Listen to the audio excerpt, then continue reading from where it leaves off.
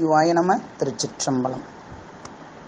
அரைசனே அன்பர்க்கடியனேனுடைய அப்பனே ஆவியோடு ஆக்கை புரைபுரை கனிய புகுந்து நின்றுருக்கி பொய்யிருள் கடந்தமே சுடரே திரைபொறா மண்ணும் அமதத்தின் கடலே திருப்பெரும் துறை உரை சிவனே உரை உணர்வு இறந்து நின்று உணர்வதோர் உணர்வே யான் உன்னை உரைக்குமாறு உணர்த்தே.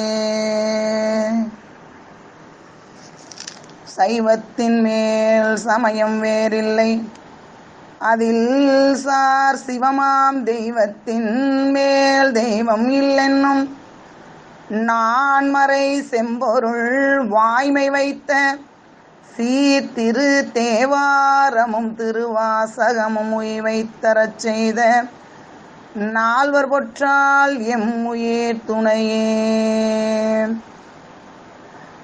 ஈராண்டில் சிவஞானம் பெற்று எந்தமை கண்டார் இணைத்தால் போற்றி நாராண்ட பல்லடியார்க்கு அருள் புரிந்த அருள் நந்தி நற்றால் போற்றி நீராண்ட கடந்தை நகர் மறைஞான சம்பந்த நிழல்தாள் போற்றி சீராண்ட தில்லை நகர் உமாபதியார் செம்பதும திருத்தாள் போற்றி. செருக்குறும் மனம் சிதைந்து சிந்தையை கருக்கும் ஆணவ இருளகற்ற தருக்க சாத்திர ஞானம் பெற்று உய்ய அருக்குரு நாதரின் திருவடி அடைக்கலம் புகுவாம். திருச்சிற்றம்பலம். ஈத்தெம்மை ஆட்கொண்ட எந்தெபெருமான் அருள் தரும் சொக்கநாயகி அம்மை உடனுரை அருள்மிகு சோமநாத பெருமானின் திருவருள் கருணையினால் இன்று உண்மை விளக்கம் என்ற நூலில் 52வது செய்யுளை சிந்தித்து உய்வடைவதற்கு இறைவன் கருணை செய்து இருக்கின்றார். அடிநாயேனையும் ஆண்டு அருள் செய்யும் சோமநாத பெருந்தகை அடியேனை கருவியாக கொண்டு இதற்கு பொருள் சொல்லி அருள வேண்டும் என்று அவருடைய திருவடித் தாமரைகளுக்கு விண்ணப்பம் செய்து கொண்டு என்றும் இடையறாது கருணை செய்யும் இறைவனின் திருவடித் தாமரைகளையும் அருக்குருநாதரின் திருவடித் தாமரைகளையும் அடிநாயேனை இச்செந்நெறியில் ஆற்றுப்படுத்தி வருகின்ற ஆசிரிய பெருமக்களின் திருவடித் தாமரைகளையும் அடியார் பெருமக்களின் திருவடித் தாமரைகளையும் மனம் மொழி மெய்களால் வணங்கி மகிழ்கிறேன். சிவாய நம. திருச்சிற்றம்பலம். இன்றைய சிந்தனையில் முக்தியை தரும் பக்தி நிலையில் நின்றிடுவர் யார் என்பதை அழகுற நமக்கு எடுத்துச் சொல்லியிருக்கிறாங்க மணவாசகம் கடந்தார். அற்புதமான எப்படி முக்தி என்ற பேரின்பத்தை பெறுவதற்கு இங்கு வாழும்போதே சீவன் முக்தர் என்ற பக்தியில் நிற்பார்கள். அவர்கள் எதை பற்றாக கொண்டு பக்தி செலுத்துவார்கள் என்பதை அழகாக காட்டிய திருப்பதிகம்.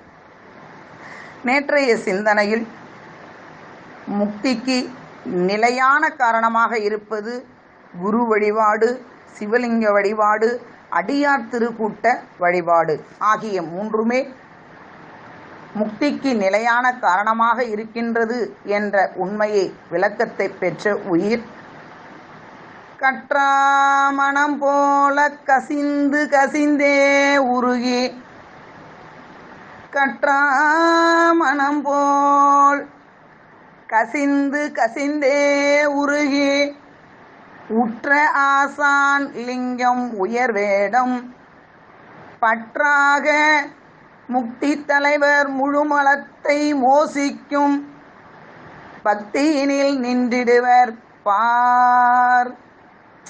இந்த உண்மை விளங்கிய நிலையில் இதுதான் மெய்ஞான பொருள். இது மூன்றையும் நாம் உண்மையாக ஏற்றுக்கொண்டு குரு வழிபாட்டையும் சிவலிங்க வழிபாட்டையும் அடியார்கள் வழிபாட்டையும் அடியார்களை பார்க்கும் பொழுது நாம் சிவமாக பார்க்கின்ற ஞானம் நமக்கு கிடைக்கப்பெற்றிருக்க வேண்டும். அப்படி மூவரையும் மெய்ப்பொருள்கள் என்று கொண்டு அவர்களை ஏற்றி போற்றி உண்மை தொண்டில் நிற்கக்கூடிய அடியார்கள் எப்படி இருப்பாங்க அப்படின்னா கற்றா மனம் போல் கசிந்து கசிந்தே உருகுவாங்களாம். யார்கிட்ட உருவாங்க அப்படின்னா, அன்னைக்கு ஈன்ற பசுவானது கன்றுக்குட்டியை பிரியாதுங்க. அப்படியே அதை தடவி தடவி நக்கி நக்கி கொடுத்துட்டே இருக்கும்.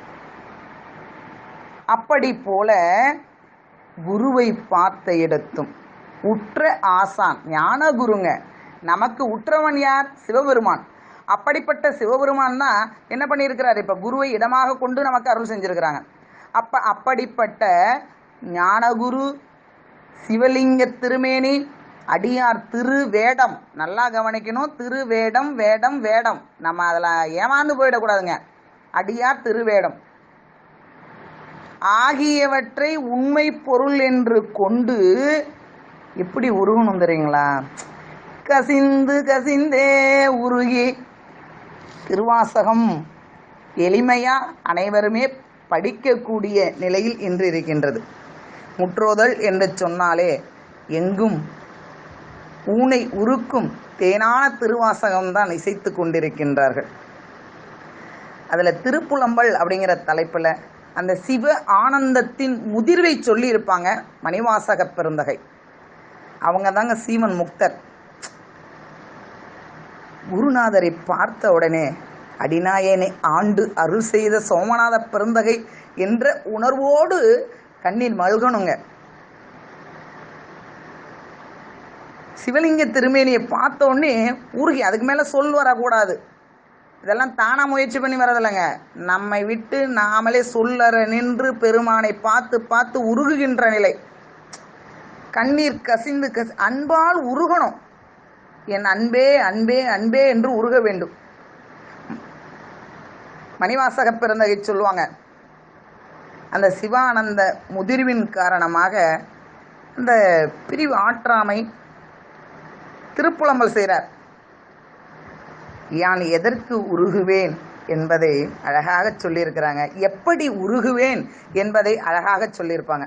3வது பாடல்ல, உற்றாரை யான் வேண்டேன், ஊர் வேண்டேன், பேர் வேண்டேன், கற்றாரை யான் வேண்டேன், கற்பனவும் இனியமையும், குற்றாலத்தமந்துரையும் கூத்தா உன் குறை கழற்கே, கற்றாவின் மனம் போல கசிந்து உருக வேண்டுவனே. கற்றாவின் மனம் போல கசிந்து உருக வேண்டுவனே. இதற்காக உருகுவேன் என்றால் உன்னுடைய திருவடிக்காகவே அடியேன் உருகுவேன்.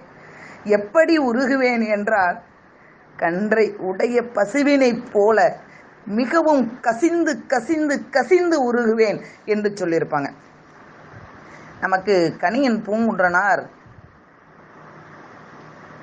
ஒரு ஞான செய்தி கொடுத்திருப்பார். யாதும் ஊரே யாவரும் கேளீர். இதுக்கெல்லாம் நாம் இன்னைக்கு விளக்கம் சொல்கிறாங்க. கற்றவர்களுக்கெல்லாம் எல்லாம் தான் எல்லாம் ஊரு அப்படின்னு சொல்லிட்டு. அப்படி இல்லைங்க. உண்மையில்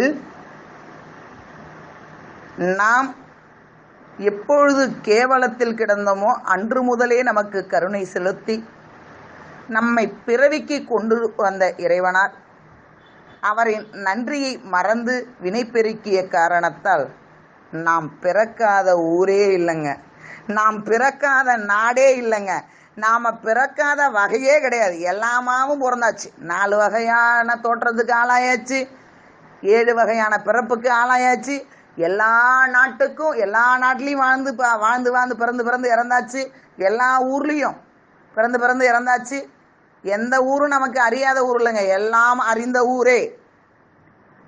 எல்லா நாடும் நமக்கு சொந்தங்க. எத்தனை, 1 பிறவியா 2 பிறவியா? சாமி மாற்றி மாற்றி போட்டு பார்த்தார், ஒன்றும் வேலைக்கு ஆகலை.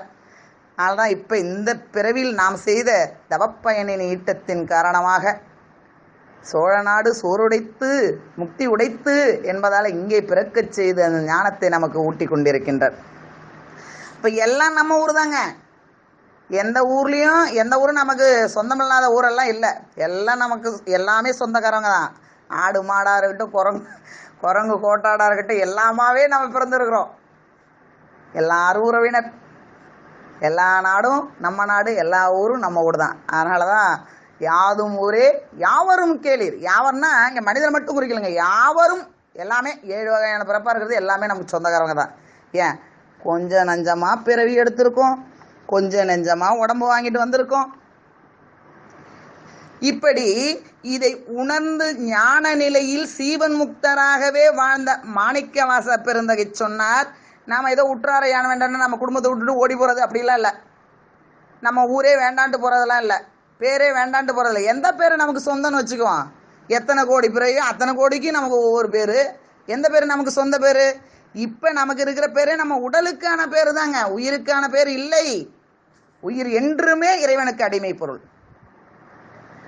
ஆக அதை உணர்ந்த மணிவாசக பெருந்தகை சொல்றார், உற்றாரை யான் வேண்டேன் சாமி, எனக்கு எந்த வகையான உற்றவரும் இங்கே வேண்டாம். ஏன்னா நான் அத்தனை கோடி பிறவிகள் பிறந்து உடண்டு கொண்டு இருக்கின்றேன். அந்த உற்றவர்கள்லாம் சொந்தம் சொந்தம்னு போனால் திருப்ப எனக்கு பிறவிகள் வந்து கொண்டே இருக்கும். ஊர் வேண்டேன், எனக்கு எந்த ஊரும் வேணாம் சாமி. ஊர் வேண்டும்னா நாம வாழற ஊரை வேண்டாம்னு நினச்சிக்கிறோம், அப்படி இல்லை. எந்த ஊரும் வேண்டாம் என்றால் எந்த ஊர்லையும் இனிமேலுக்கு என்னை பிறப்புக்கு ஆளாக்காதீர்கள் என்ற பொருள். பேர் வேண்டேன், இன்னொரு முறை ஒரு உடலை எடுத்து அந்த உடலுக்கு இது குரங்கு, இது பாம்பு, இது பல்லி, இது வந்து கருப்பையன், இது செந்தாமரை அப்படிங்கிற பேர்லாம் எனக்கு வேண்டாம். கற்றரை யான் வேண்டேன்.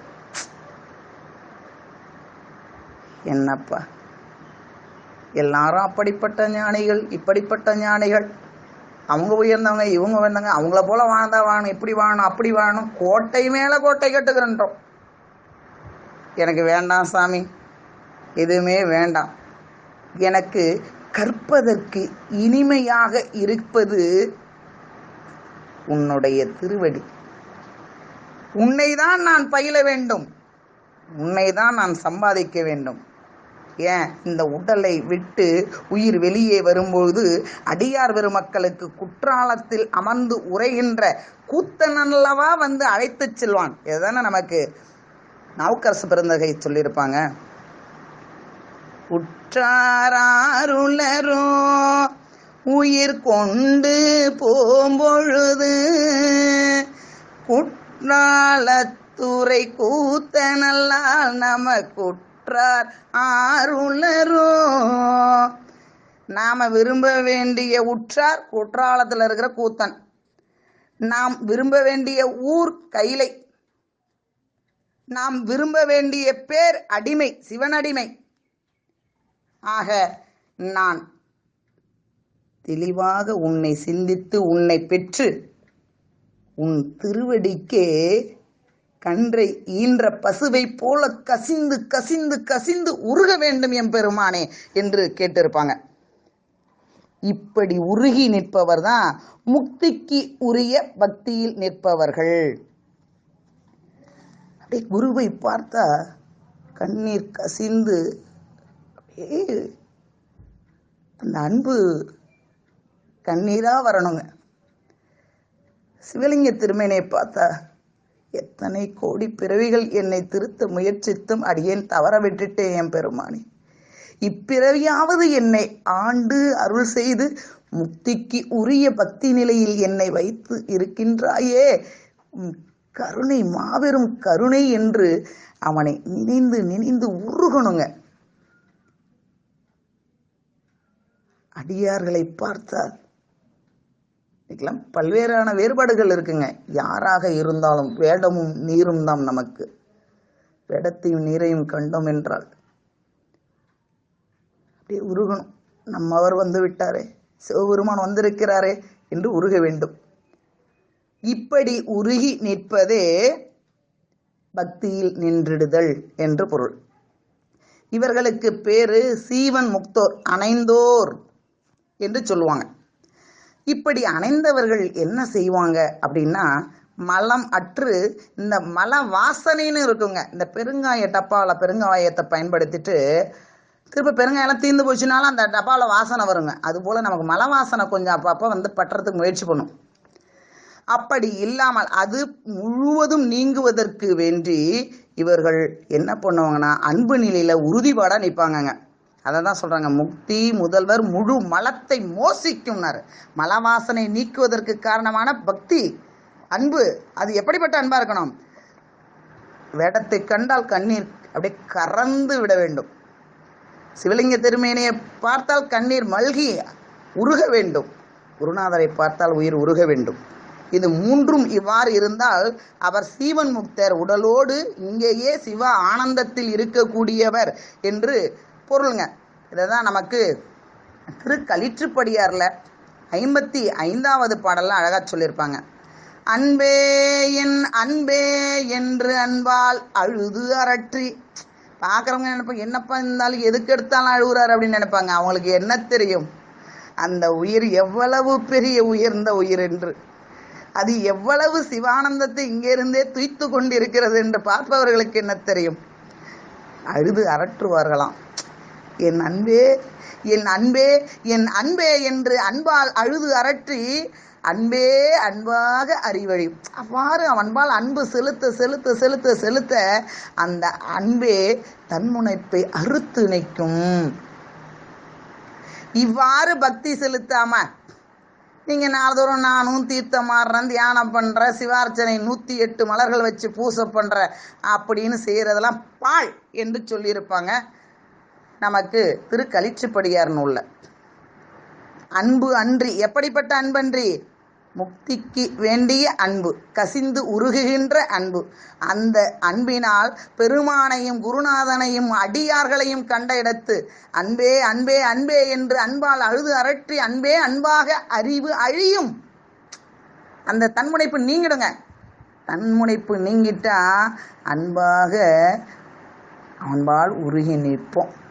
நம்மளுடைய தற்போதம் அழிந்துவிடும். அழிந்தால் நாம் முக்தியை பெறலாம். மலவாசனை நம்மை விட்டு நீங்கிவிடும். அதை விட்டு போட்டு இந்த அன்பு இல்லாமல் செய்கிறது பாழ் என்று சொல்லியிருப்பாங்க. அதை தான் இங்கே சொல்லியிருக்கிறாங்க. பெருமானிடத்து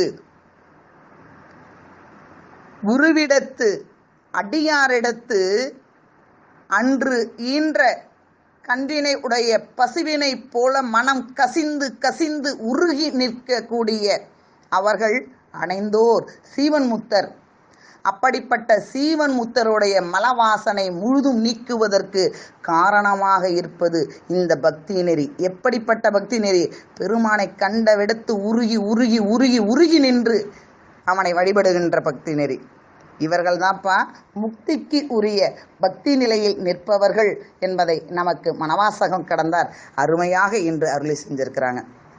இறைவனின் திருவருள் கருணையினால் நாளை உண்மை விளக்கத்தின் நிறைவான செய்யுள் உண்மை தவப்பயன்னா என்ன? எல்லாம் தவம் தவம்னு சொல்கிறாங்க. தவம் இருந்தால்தான் சிவம் பெறலாம் என்று சொல்கிறாங்க. உண்மை தவப்பயன்னா என்ன என்பதை அழகாக நமக்கு எடுத்து சொல்லியிருக்கிறாங்க. மணவாசகம் கடந்தார். இறைவனுடைய திருவருள் கருணையினால் நாளை அதனை சிந்தித்து உய்வடைவோம். சிவாய நம. திருச்சிற்றம்பலம்.